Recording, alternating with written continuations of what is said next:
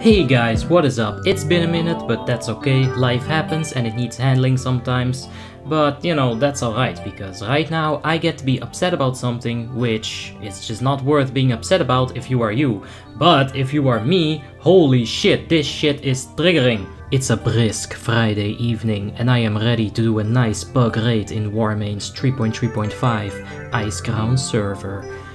Oh hey, look here, a group that needs only one more player. How fortunate. Now we can get started right after I join. Ah, what the fuck is that group? Oh Jesus, kill it with fire! Now I always say that it is better to tell people what is wrong than by just being rude, and that's what we will do. So today we will take a look at how to build a raid group from scratch in Wrath of the Lich King 3.3.5. The first thing to bear in mind is that even if you cannot get the perfect group composition, you can still do very well, as long as people follow the tactics and raid leader's commands. This raid group setup I will show you focuses on getting all the right buffs and then stacking as much high DPS classes as we can. Classes such as warriors and mages are surely considered top DPS classes by just about everyone, so we take a bunch of buffs that make them stronger, and voila, you got a bunch of really strong DPS. But before we do that, we need to take a look at the buffs that we need. Firstly, let's take a look at those passive buffs that we want in our perfect 25-man raid group setup. Do remember, this entire video is dedicated to only 25-man raid groups, but this information is still relevant to all 10-man raid groups as well. If you guys really want me to, I can make another video dedicated for only 10-mans. Also, this raid setup is pretty universal for any raid, barring raids or bosses where this standard perfect 25-man raid setup cannot be applied. For example, you do need a third tank in Ruby Sanctum's 25 Heroic, and since you also need to split your group up in Ruby Sanctum 25 Heroic, you can really diversify your setup in that particular raid. Maybe that's also worth a video on its own. I don't know, you guys let me know. Anyway, back on track here with our passive buffs.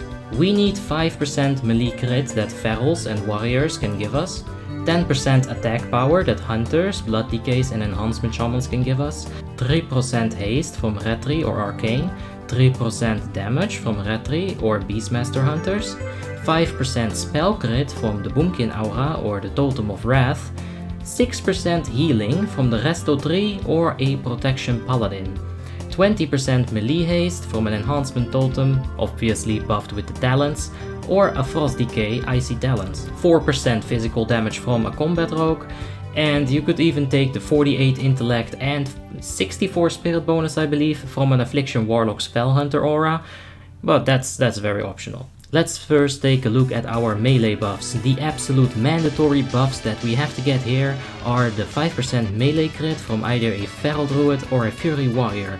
Now, since we want a lot of fury warriors in our perfect 25-man setup, this is alright. And the feral tank is really quite solid on most bosses, so you'll have no problem getting this 5% melee crit buff in your raid. The next melee buff that we need is the 20% melee haste. This buff makes you attack, well, 20% faster. That means heroic strikes are coming in faster, rogues regenerate more energy, and the feral druids can get more clear casting procs in.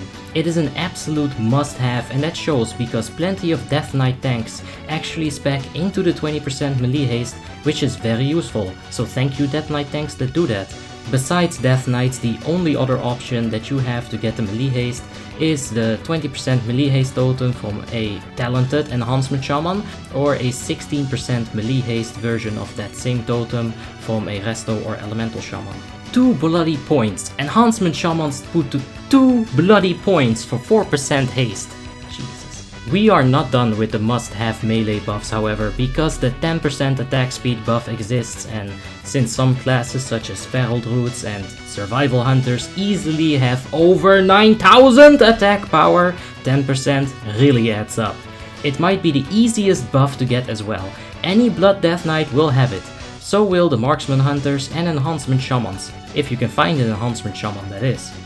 The last few melee buffs are often lost in the darkness, but fear not, I am here to illuminate this motherfucker and drive that nasty amnesia away. As you can see, it is very dark and dank. The few buffs I am speaking of are the 4% physical damage increase from a combat rogue, the 3% damage increase from a retribution paladin or a beastmaster hunter, and the last buff is a 3% haste increase from the retribution paladins or arcane mages. God, retribution paladins are just so damn useful. Those last few buffs provide a little bit for the spellcasters as well as the melees, but now we're gonna dive headfirst into the passive spellcaster buffs. The only passive buff spellcasters have is the 5% spell crit buff, much like the melee had the 5% melee crit. Spellcasters have their own buff. It is because of this buff that we absolutely need a boomkin or a elemental shaman, but preferably both. Having both allows the elemental shaman to use a damaging totem instead of his spell power one. Obviously don't do that if there is no demonology warlock to override your spell power totem. Optionally, you can choose to take an affliction warlock in the raid.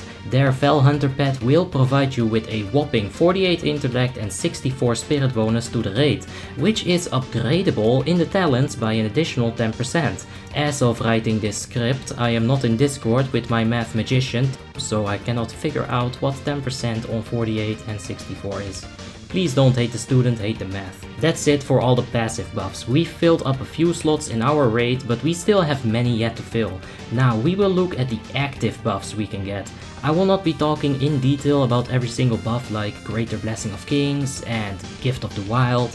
I will just add a few spots to the raid if needed, and I'll see that while I'm editing the video. My PC will point out what we need to add for our maximum DPS composition. The active buffs I am going to be talking about are the buffs, or more specifically debuff in this situation, like the Scorch effect. A plus 5% spell critical hit effects is a must-have considering how reliant spellcasters are on crits to get good DPS.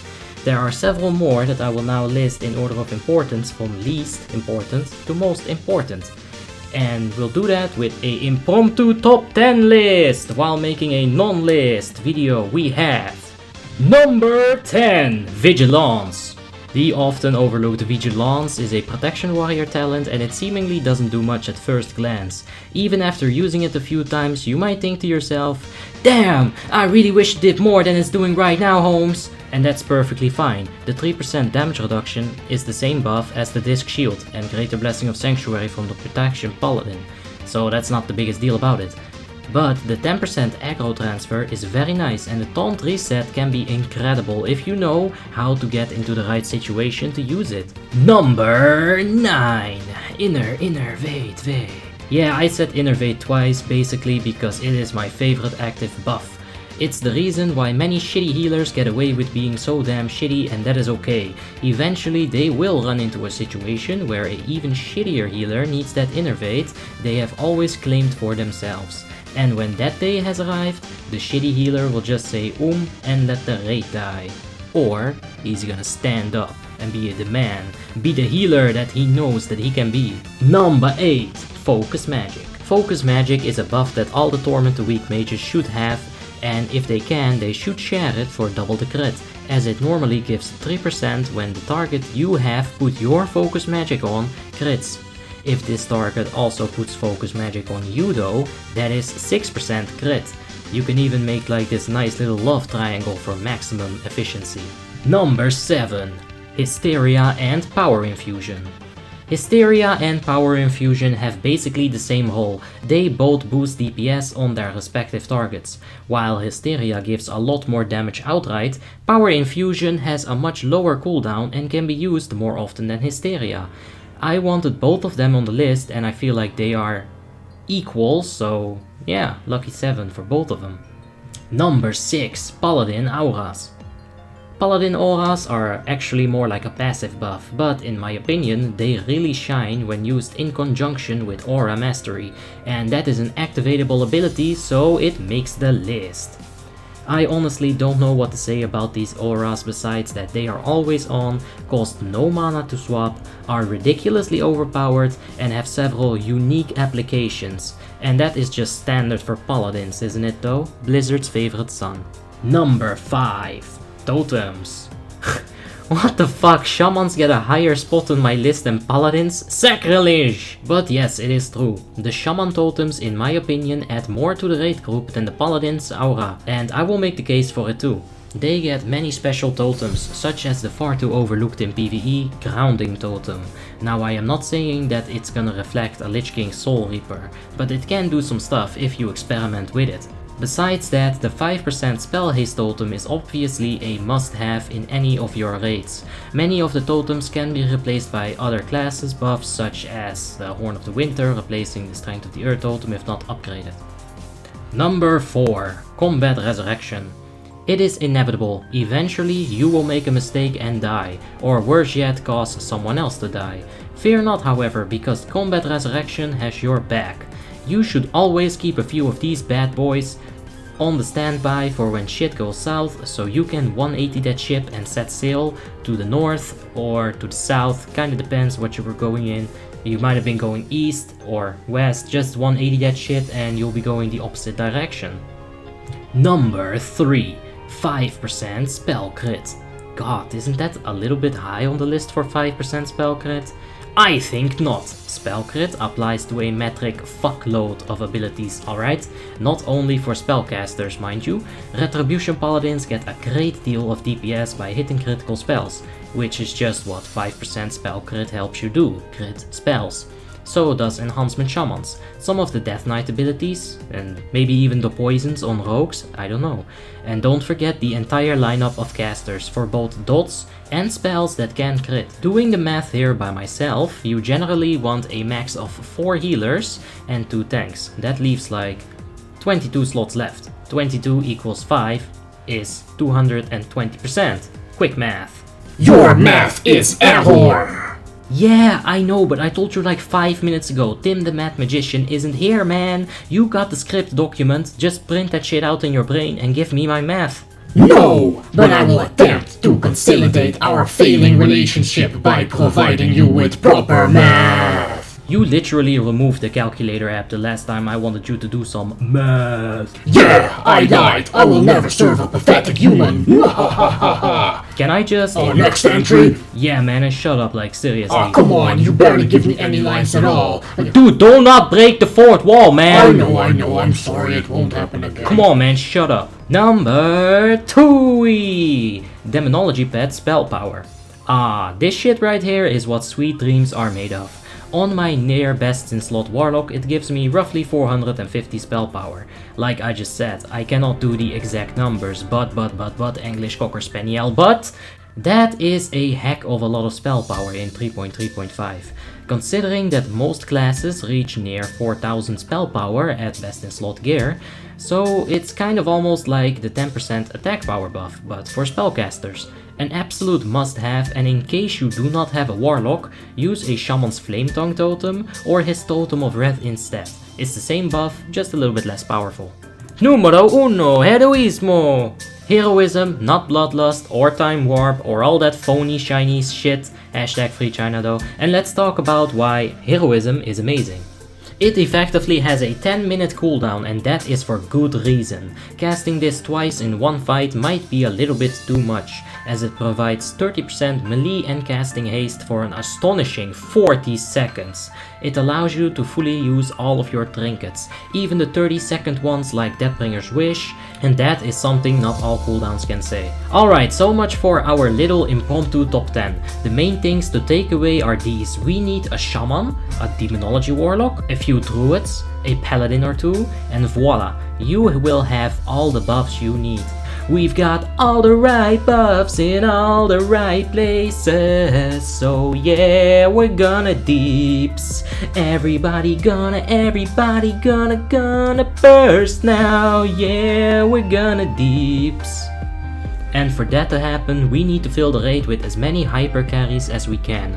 I'm not going to sit here and say that a unskilled yet geared warrior will do the same or more DPS than, let's say, a very skilled Retribution Paladin or Shadow Priest.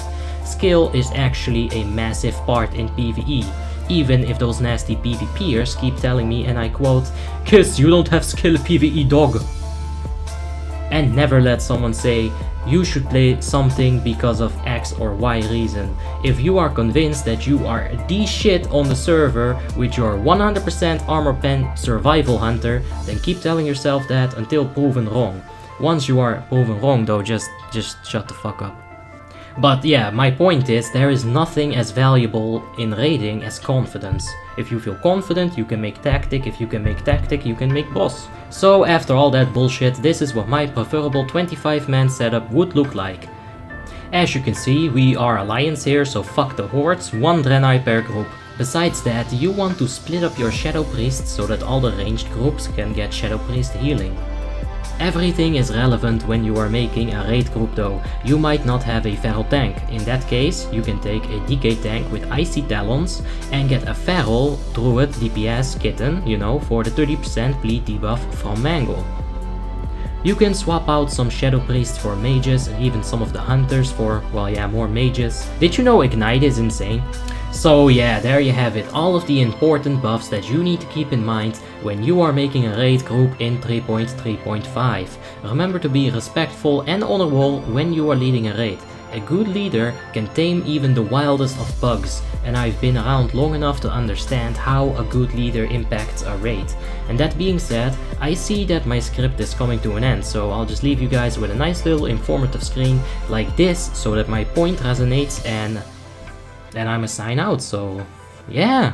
So long me Bowsers! Plural, because there's a lot of you now. Thank you guys for all the support.